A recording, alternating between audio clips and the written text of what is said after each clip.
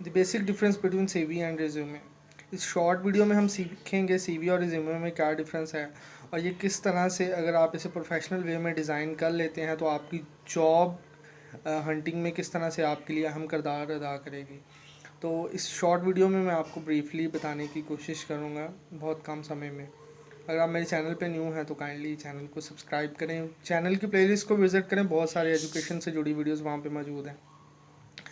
CV और resume, CV जो होता है और रिज्यूमे जो होता है, इसमें जो एक मेजर डिफरेंस है कि जो आपका रिज्यूमे होता है 1 पेज होता है, मस्ट है, कंपलसरी है, 1 पेज होता है। उसमें आप जिस पोजीशन के लिए अप्लाई कर रहे होते हैं उसके रेलिवेंट चीज़ें होती हैं और आपका जो शॉर्ट इंट्रोडक्शन होता है, आपकी स्किल्स और ईटीसी।